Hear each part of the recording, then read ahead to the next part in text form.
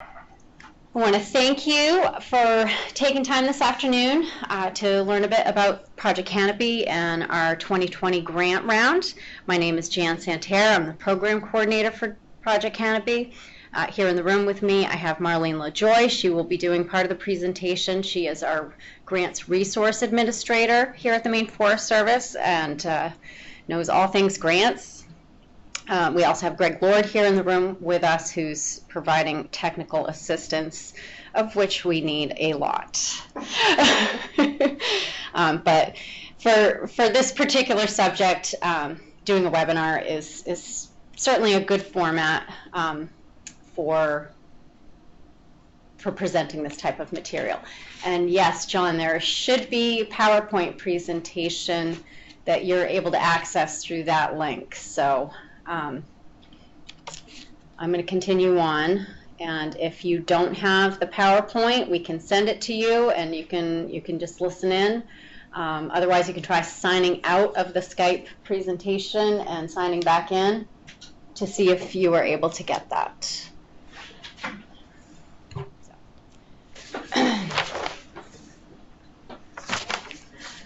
So, things we're going to cover today, it's going to be presented in 3 sections. I am going to just go over a quick overview of what Project Canopy is.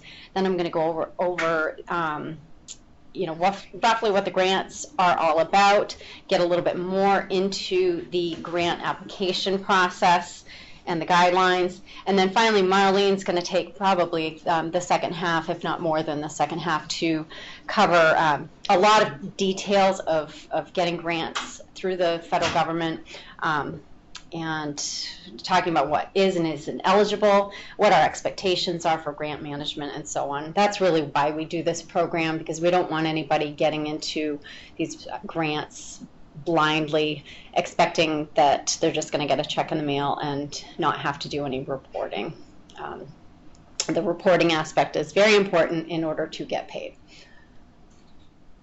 So you all have typed in the chat box with your introductions, where you're from. That's great. Unfortunately, we're not able to have everybody on the phone here with us just to keep the noise down. So thank you again for taking the time. So Project Canopy is the state's urban and community forestry program. It is a program of the Department of Agriculture, Conservation and Forestry's Maine Forest Service. The program's designed to educate people about the benefits of trees in the places where we live and to assist in providing expertise to towns and communities with their community tree resources.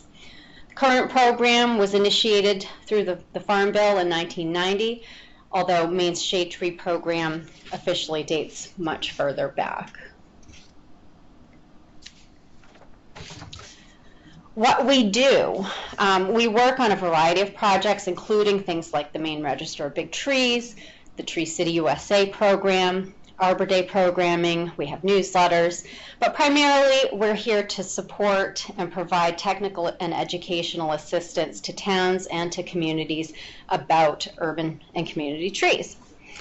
Our objective is to help towns and communities throughout the state to develop and to maintain long-term community forestry plans and programs in order to maximize the benefits that trees and forests provide. We do that through a variety of means. We provide technical assistance, and that's one of our primary services at the Maine Forest Service and Project Canopy. We have staff, including myself. We have outreach coordinator. We have 10 district foresters, as well as forest health staff who provide hands-on technical assistance, education and training sessions, and workshops throughout the year to communities and organizations throughout the state. And then we also, of course, have financial assistance, which is why you are all here. And we provide that financial assistance to municipalities, educational institutions, nonprofit groups to develop and implement community forest projects and programs through the Project Canopy Assistance Program. So specific to the grants this year, we have $100,000 total available, approximately. Those grants are divided into two different categories, depending on what your objectives are. That will determine which category you apply within. The first and most straightforward grant category is the planting and maintenance grant that covers tree planting, maintenance, and removals. The maximum award grantees can receive within this category is $8,000. And then the second category allows for a little bit more flexibility.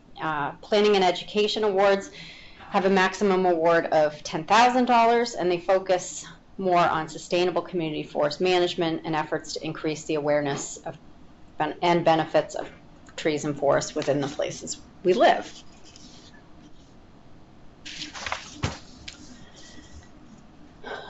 So a few of the grant basics. Marlene's going to get into a lot more of these details within her Rules of the Road presentation, but just to prime you up. Those entities who are eligible are state, county, and municipal governments, as well as educational institutions and nonprofit groups. But public access is the key here. Trees must be planted on public property or on property with free public access that is visible from or contiguous to transportation corridors and the like. How much is available? We will cover up to 50% of your expenditures, and those expenditures include both your cash outlays as well as your in-kind. And that includes the purchase and planting of trees and maintenance during the grant period, fees charged by contractors, site preparation costs, and the purchase of essential supplies and materials to the project. It's important to note that this is a signed agreement between the state and you as the grantee. And only after the agreement is signed can you actually begin work. When does the work have to be done? It depends on the grant category. The planting and maintenance grants, those have a 12-month time frame from the time that the grant award is signed. The timeline's a bit longer for the planning and education grants because those are a little bit more involved and often have pieces that build upon other components within the grant, so you have 18 months in order to complete those grants. And then reimbursement takes place once the grant is completed, and the recipients supply all documentation of satisfactory work completed during the grant period as described within the original scope of work. Grant funds are not, in any case, provided up front. Final receipts for reimbursement must be submitted along with all verification of matching expenses or in-kind services in order to get that final payment.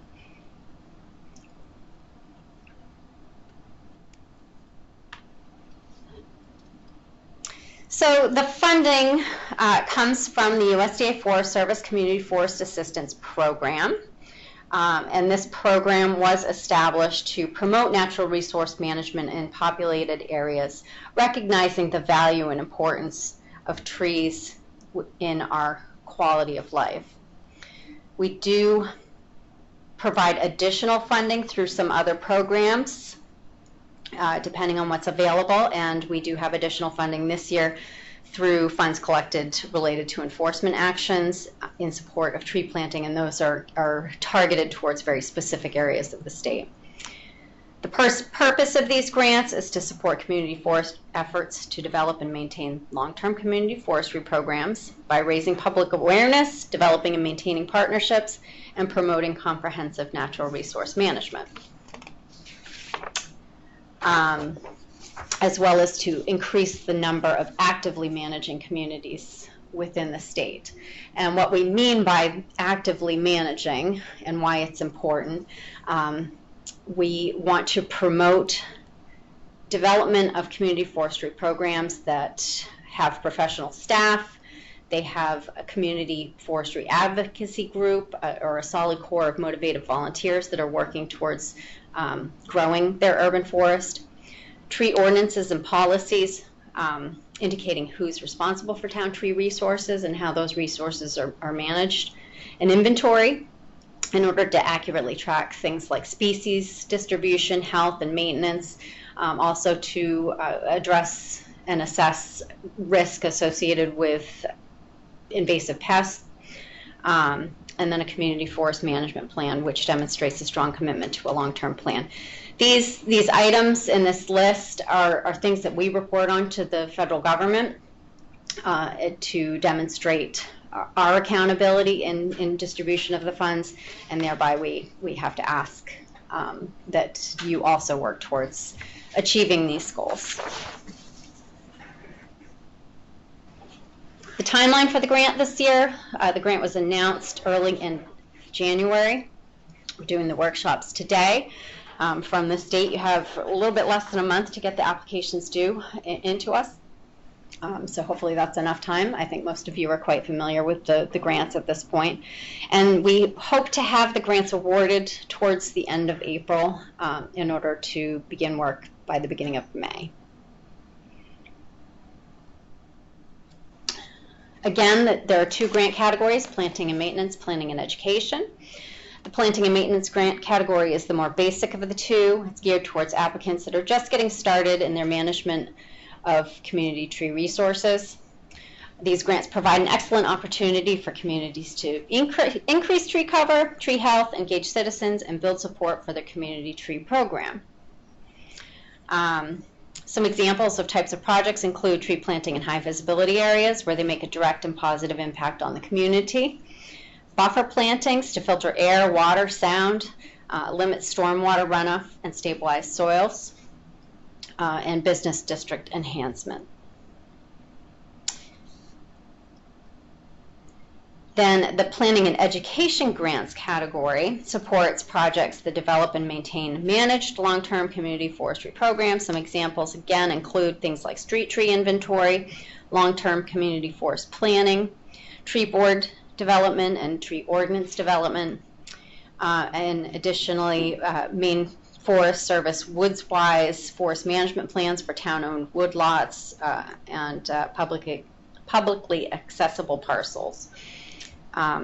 If you have thoughts outside of these examples, we will fund all sorts of different things, so I encourage all applicants to contact us to discuss your project ideas.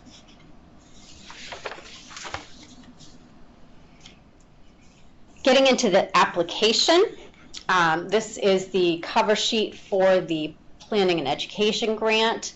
It covers, do I have a pointer here? Sorry, I don't need to, I'm just asking a question here. So on the application form, on the upper half of the application form, that's just your contact information and some basic organizational information. The middle of the screen there is your summary budget numbers. You want to make sure that those numbers match the numbers you provide on page 5 of the application. And then at the bottom is just a project abstract. We don't need all of your details in that abstract. It is just that, a quick summary that I can pull out and use in providing information to our reviewers, essentially. The cover sheet for the Planting and Maintenance Grant is a bit more basic. You don't have to provide that abstract. Again, you do have at the top your organizational information that we need, but your budget is right there on the front page of the application. And I'll go into that in a little bit more detail just shortly. Second page of both applications outline the additional information that you need to provide with your completed application forms. The application forms are by no means your complete application. You need to also provide a narrative, which tells us the story of what you want to do. You need to provide a maintenance plan for any planting. Maps, photos certainly help add to that story. 3-year budget, 3-year maintenance plan, yeah. And then letters of support from your partner organizations. And then lastly, a signature from both you as the applicant as well as from the official representative from your organization. And that would be the person who is entitled to both accept and expend funds for your organization.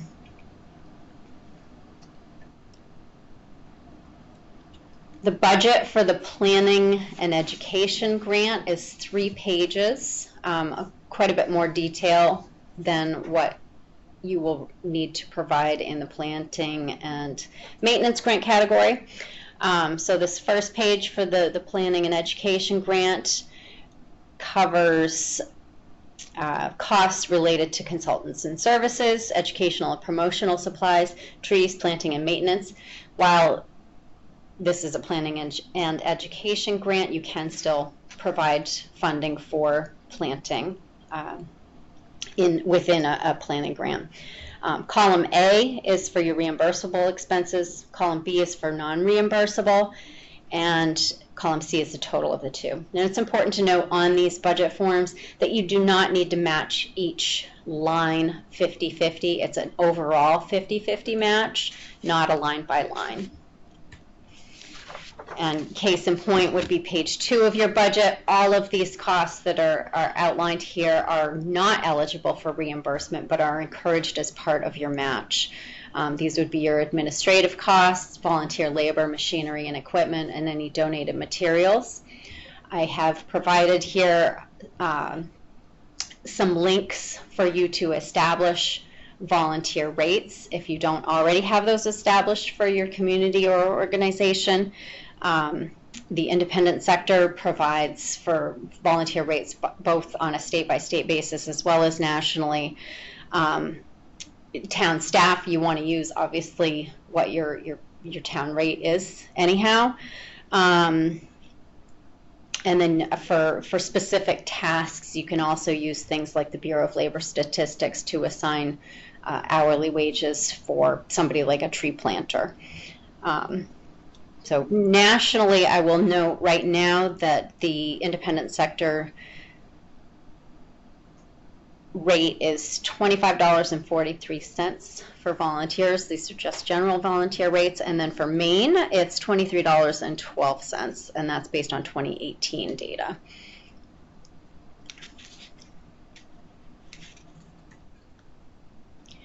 And then the final page of your budget is just other stuff, things that don't fit into the other categories neatly can be put here. Then you want to total up all of your columns, A, B, and C, and again, those should match your application cover page numbers.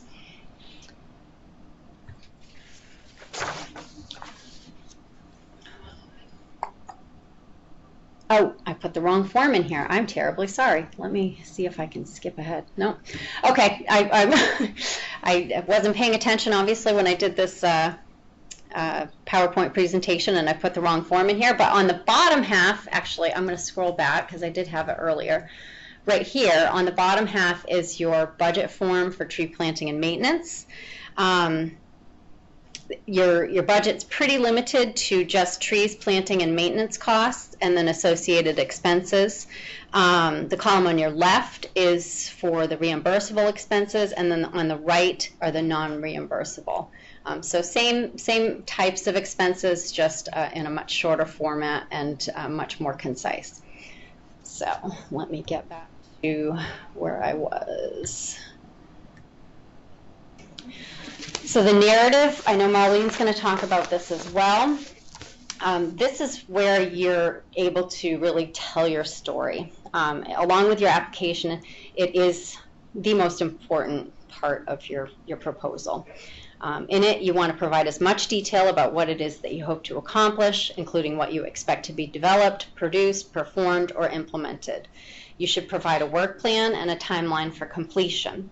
You also want to explain how what you expect to do helps us to reach our goals of developing sustainable programs within your community, how this will help you to manage the community tree resource, make the public more aware of the benefits of trees, and how you will work with partners. You should also address how this project will enhance your ability to move your community or organization towards actively managing your community tree resource.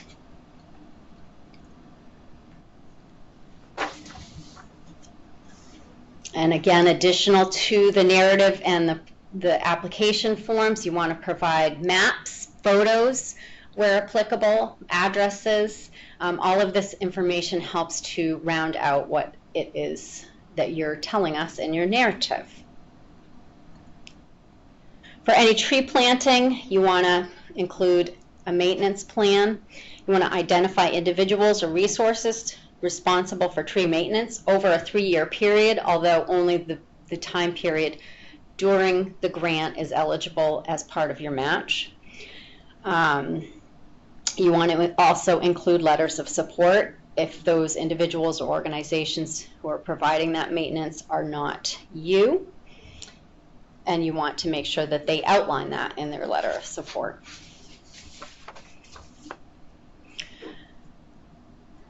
So this is fairly self-explanatory, but applications with letters of support will be favored in the process, and you want to include a broad range of support.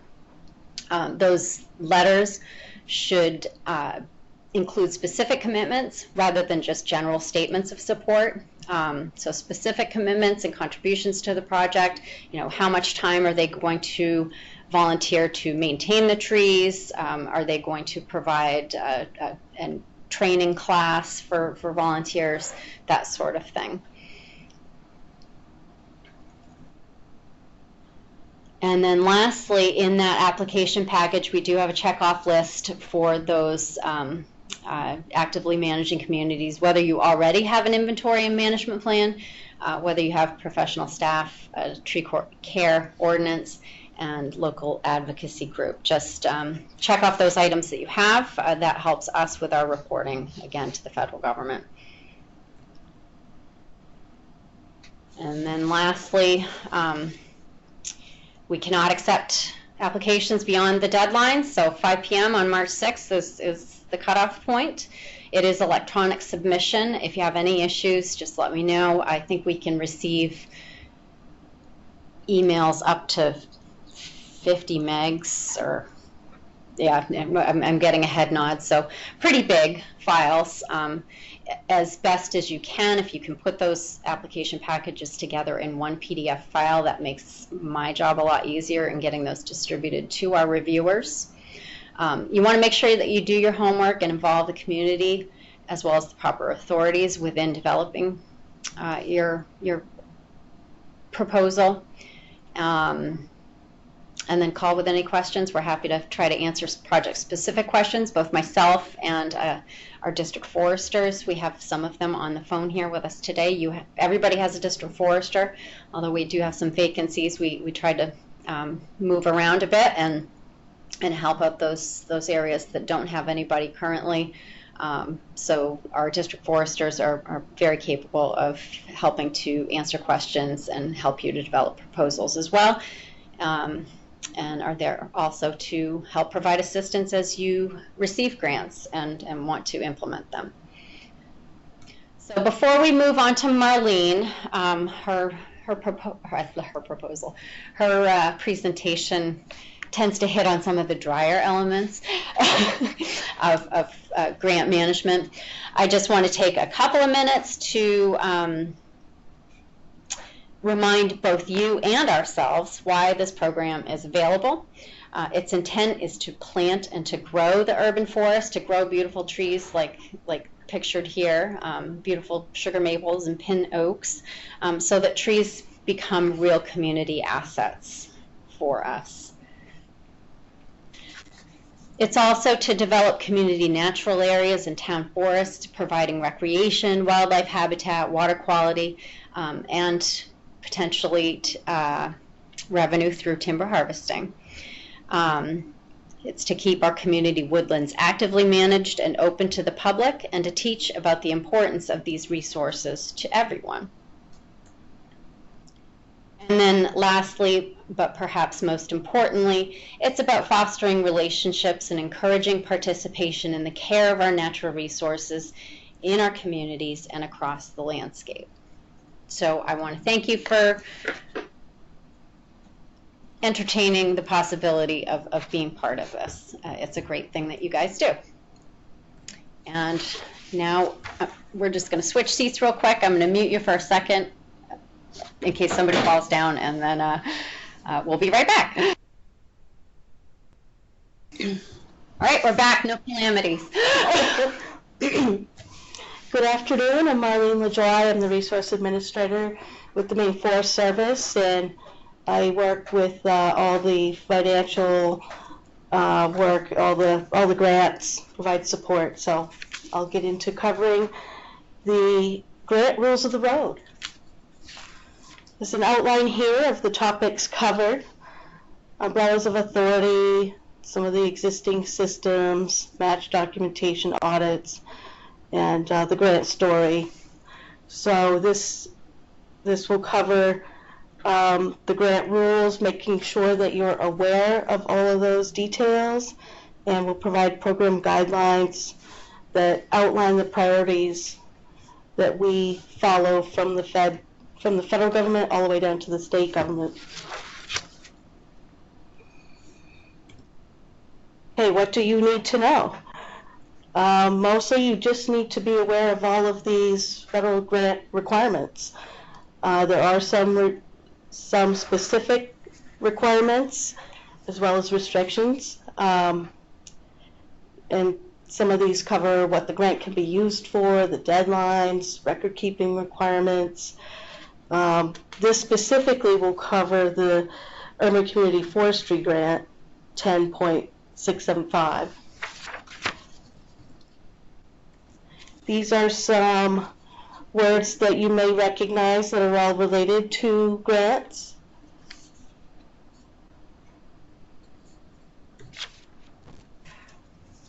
And here's some acronyms from some of the federal language used in grants. Some may be familiar.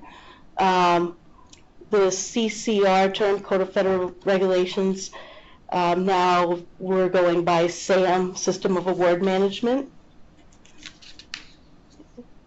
And I don't know that this will apply to any of you, but for other grants, the FFATA, which is the Federal Funding Accountability and Transparency Act, applies to subawards over $25,000. Have a specific report.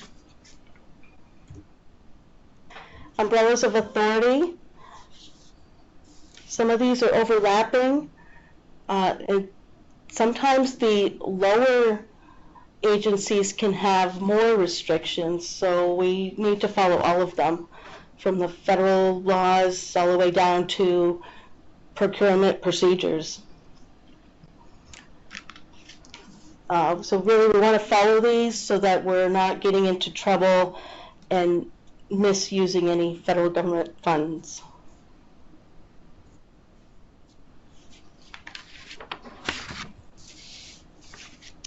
This is the link to the OMB circular website, so if you want to read further details, you can access it this way.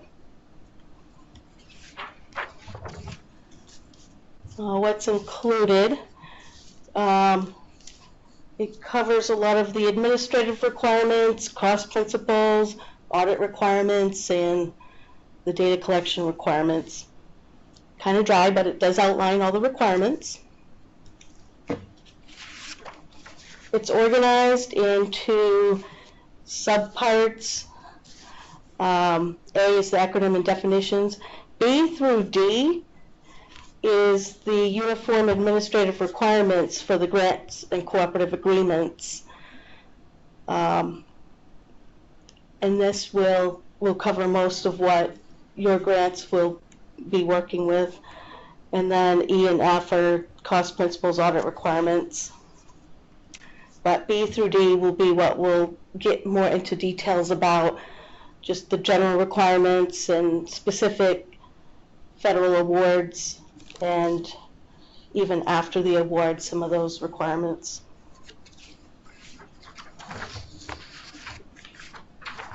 Conflict of interest. A non-federal entity must disclose in writing any potential conflict of interest to the federal awarding agency, to be aware of that.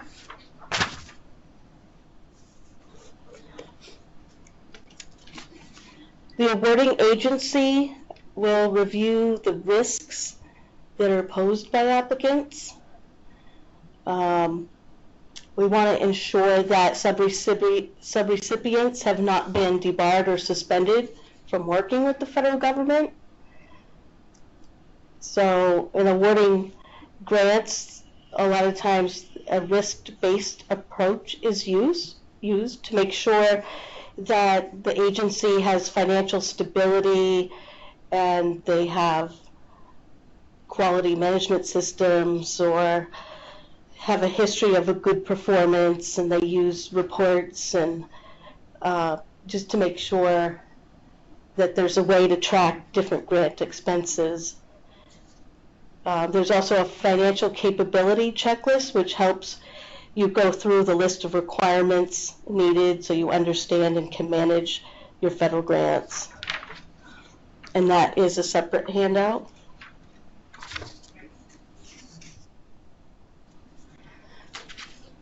There's also the post-award program and management. So this will be tracking performance, program activities, and financial tracking, which will include expenses, income, and internal controls. So there's a bunch of sub-chapters there with more details.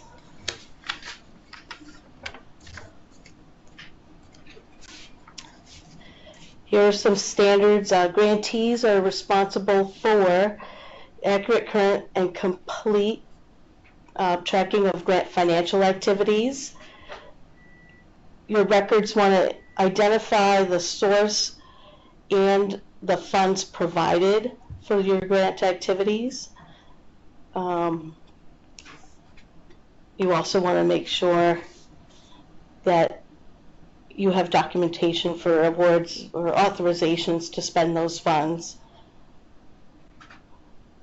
Maintaining financial records is definitely the best way to track expenses, and in any audit you want to be able to show how any of those funds were spent.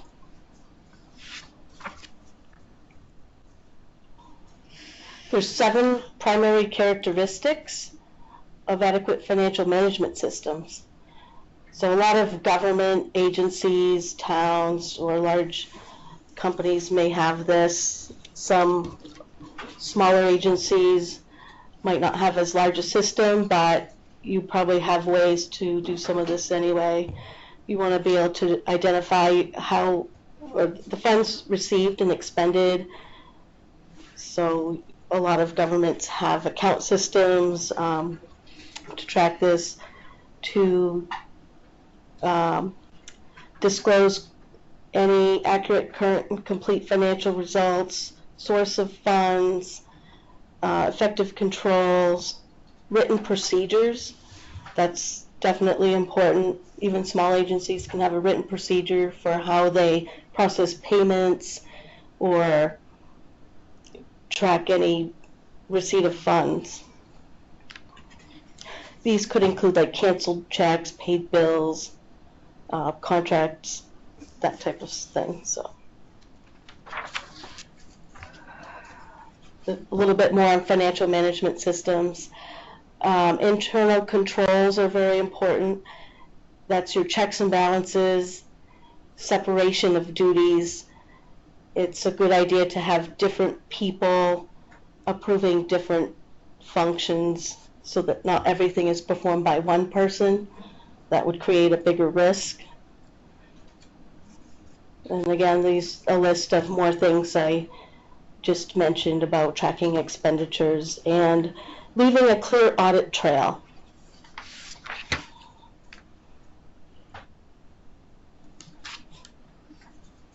More on tracking your money.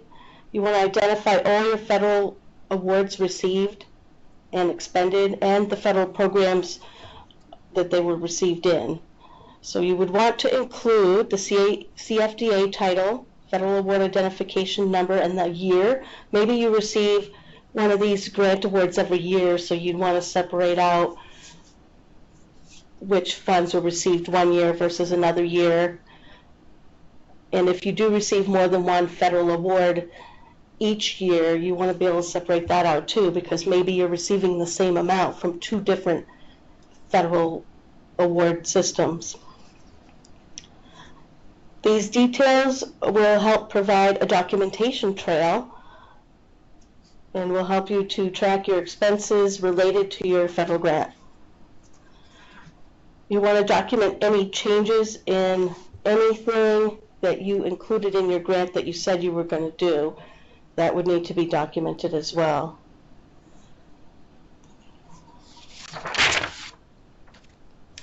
This is small, but it's a sample blank form of a grant expenditure tracking worksheet.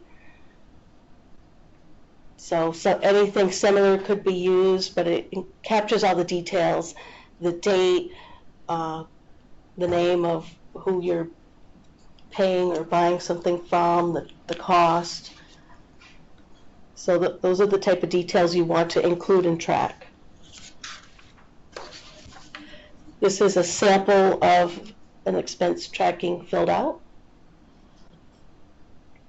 So you must be able to account for the details at the grant level. And that's just reinforcing what I mentioned about tracking different funds from different federal programs. You could do it by tracking it on a different spreadsheet and keep the different grant expenses separate that way. Or if you use one sheet, you would want to list out which ones were from this grant that we're covering today versus a different grant. Here's some more sample forms. There's a timesheet for volunteers and a timesheet for salaried employee, and another sheet for the value of donated equipment. The volunteer, all of this can be used for tracking your in-kind match documentation. Any in-kind match needs to have some kind of documentation, so these are good samples to use if you don't have one already. And for donated equipment, you should use the fair market value.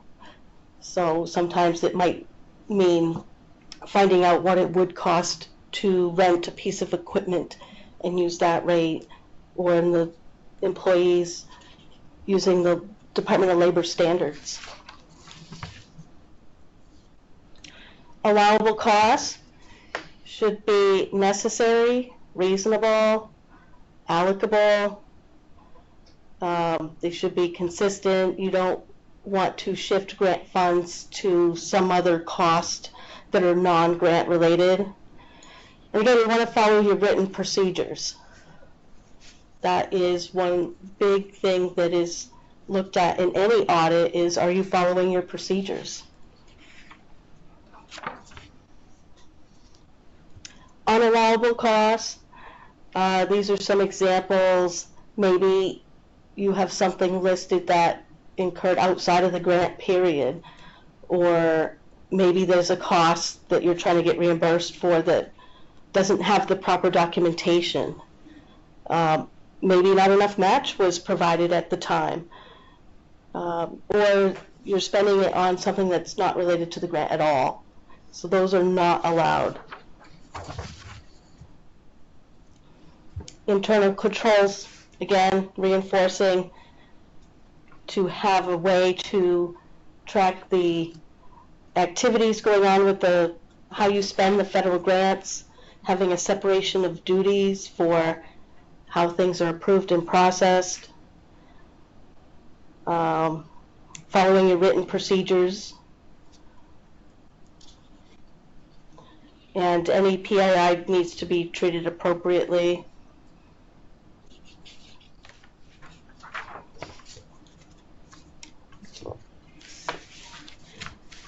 For cash disbursements, you don't want to use pre-signed checks.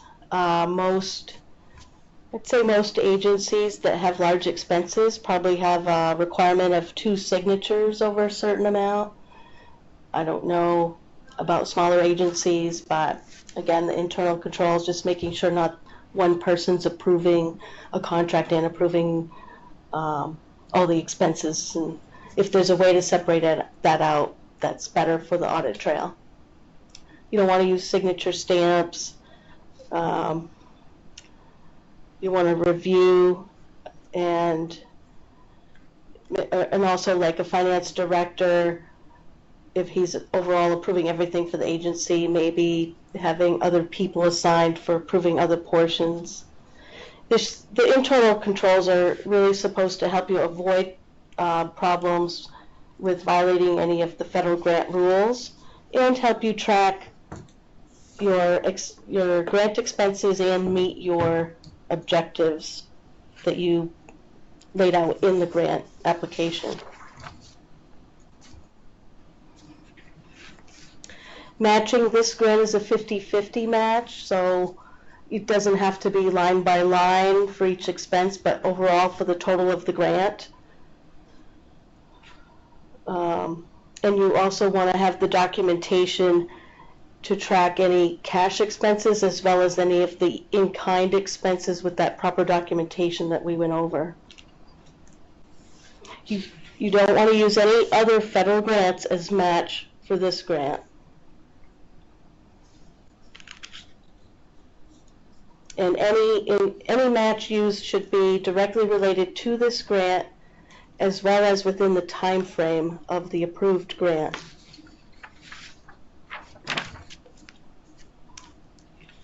I already covered some of this, but the donated services need to be tracked. You can use fair market value or the Department of Labor's rates that they use.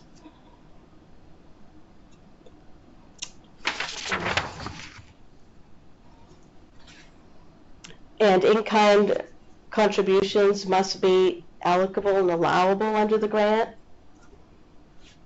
which means related to what you said you were going to do in the grant and within the time frame of the approved grant.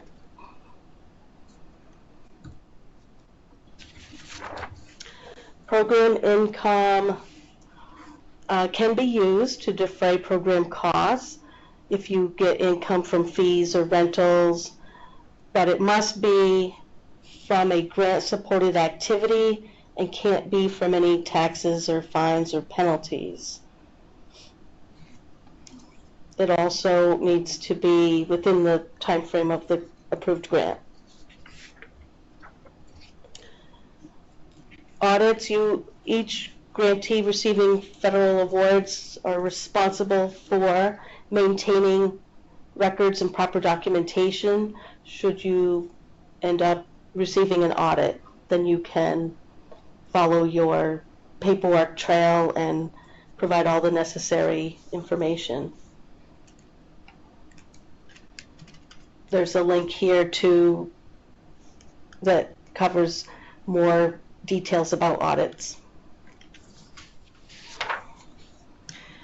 In general, the audits look for ensuring that the costs were eligible under the grant, making sure it's related, that it's reasonable within the grant term, that you didn't use other federal funds, and that everything is consistent, as well as following your own policies and providing that detailed documentation. It's important to maintain a grant file with the following list of information. We maintain a similar file with these details here at the Maine Forest Service, and it's just a way to ensure all your documentation is available and all together should there ever be an audit or you just need to provide information on that grant. This is just a suggested file format. It's the one we use. Something similar would work too, but it's just tracking and keeping some of the related documentations together in that file. Narrative statement. This is probably the most important part of your grant application, along with maybe the budget.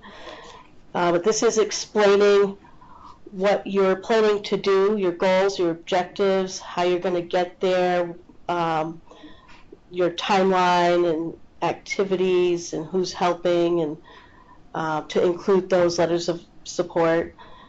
It also includes any monitoring and follow up. So this is your sales pitch, and this is saying what you are going to do, and this should also reflect consistent with what you have in your budget.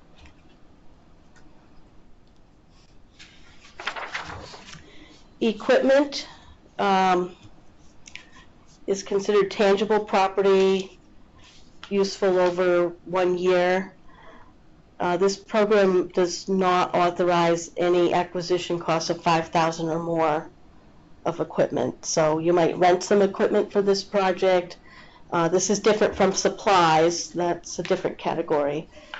So we don't usually approve anything over $5,000. And just to pipe in here, this is Jan. Generally, any equipment purchases are typically discouraged. Okay, I would good. say. Yeah, You it know, I looks mean, like it's just smaller rental. costs. I mean, $5,000, you can buy a lot of equipment. You can, yeah. So Yeah. I would say, by and large, equipment is discouraged. But again, if you have questions about that, and you know, you want to run something by us, just give us a call. Standards for documenting work performed.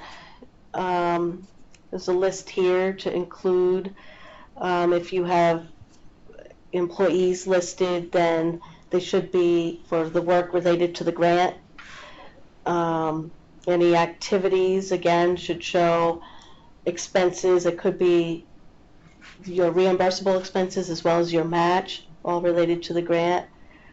And if you have more than one award, be able to track the different grant expenses.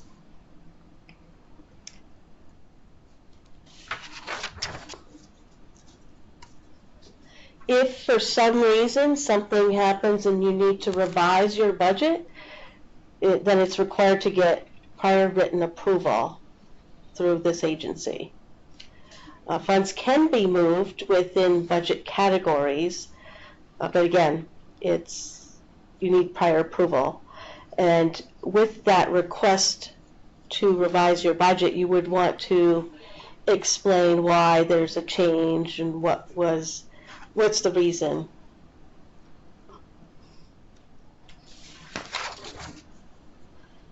We know that budgets are usually based on your best estimate, so we do understand sometimes there are changes. And that's in the budget, it's between categories. Maybe you put more in supplies and the supplies were cheaper and you want to move some funds to the other category.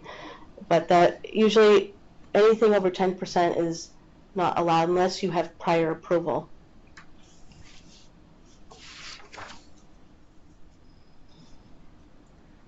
Again, more reinforcing prior approval. And some other examples, it could be if you have any change in your scope or change in a key person or who you're working with, I would send that in right away describing what the changes are and getting approval, and then we'll get back to you with if that's allowed or not.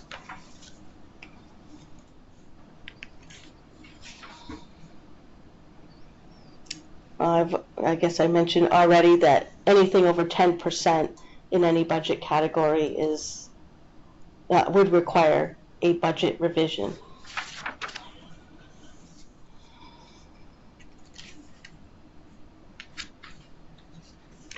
And that would include if you're looking for grant extension. Not sure that those are always approved but sometimes there's circumstances, maybe the weather had a big thing to do with it.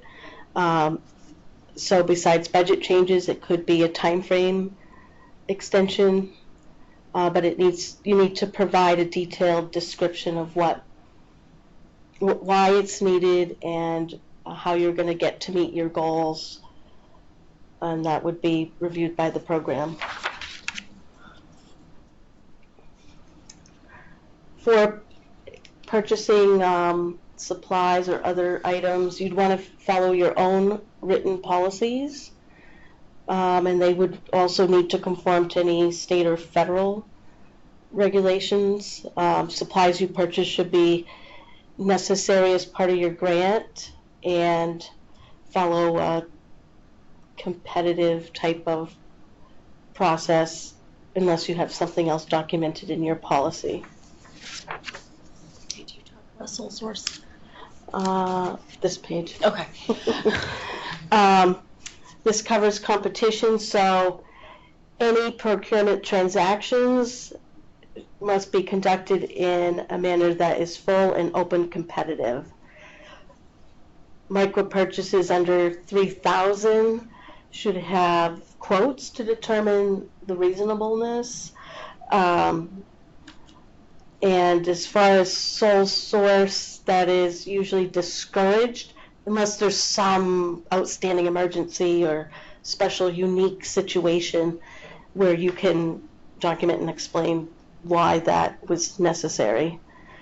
But so for the most part, as far as the federal and state rules, we have to follow the open competitive process, and that should be followed by any agency using federal awards as well. Let's see.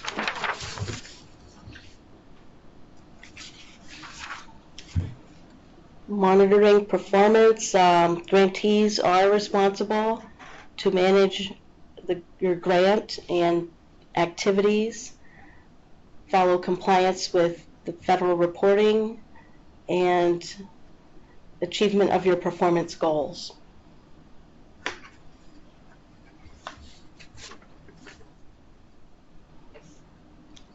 This is a certification statement.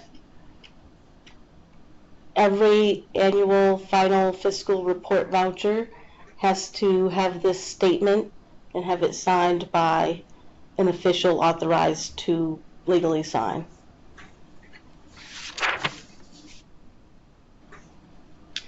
These are support documentation for all expenditures.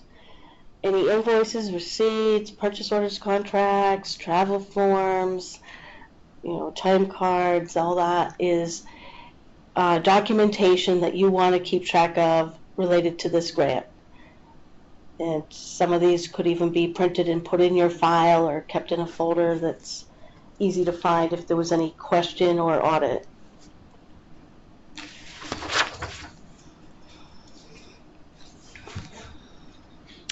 Monitoring, things that are looked at are following the local state policies, your own agency policies, using specs and quotes. Sole source justification would have to have, for any unique situation like the emergency or uniqueness, that would have to have documentation. We want to make sure there's no conflict of interest. And again, if tracking time and attendance, you want to make sure that's any of those people that their time was related to the grant.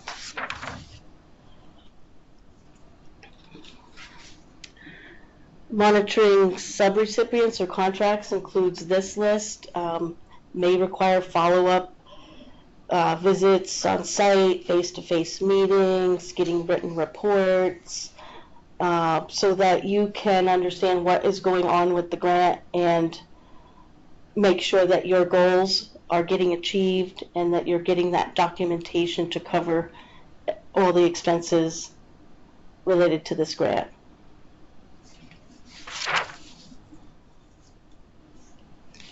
Benefits include technical assistance. You can showcase any successes, make sure that your projects are on track, improve communications, and hopefully correct shortfalls as you monitor the activities going on with the grant.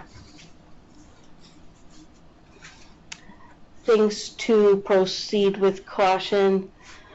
Supplantation.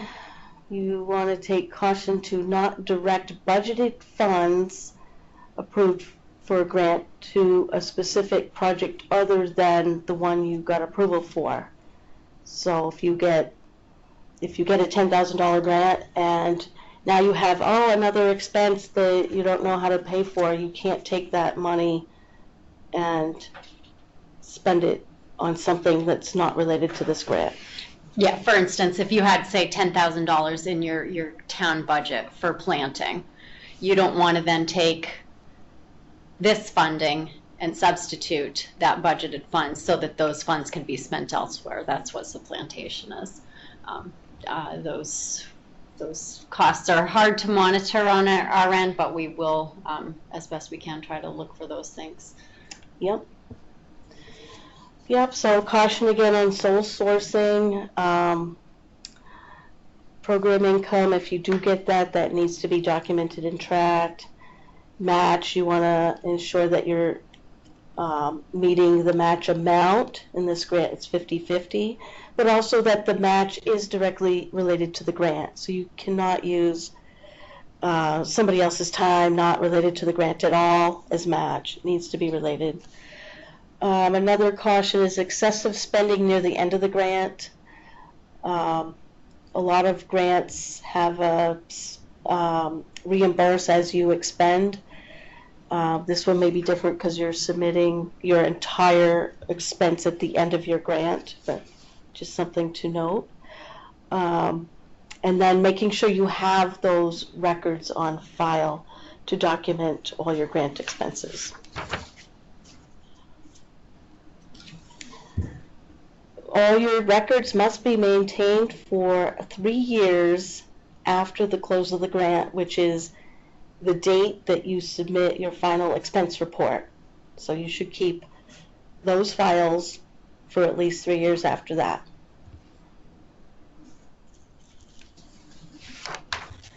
This is the civil rights description and web link that you can download. That will cover all the details concerning civil rights.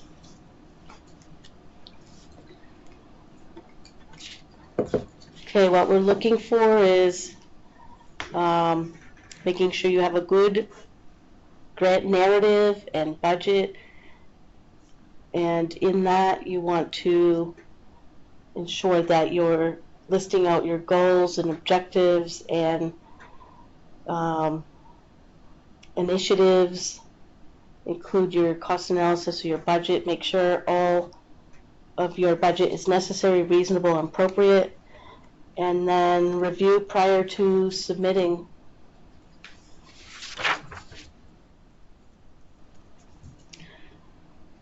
Here's our emails and phone numbers. You should be able to download all the information, but if not, you can reach out to us and we will help you get the information you need. Here's some additional web resources: OMB circulars, USDA regulations, and the Code of Federal Regulations. So thank you, and hopefully we have covered the details you need to submit your grant applications. Yeah, so, again, we know that financial bit is maybe not the most exciting, Yes. but we want to make sure that you have that before submitting so that you know that what you're getting into. If you have specific financial questions, you can certainly try me. Marlene knows a lot about the eligible items and what you can include as match, all sorts of stuff, and those details get more and more complicated all the time, and also we're required, and thereby we have to require of you a lot more transparency in the information that you're providing to us. So if you have any questions, just shout those out to us.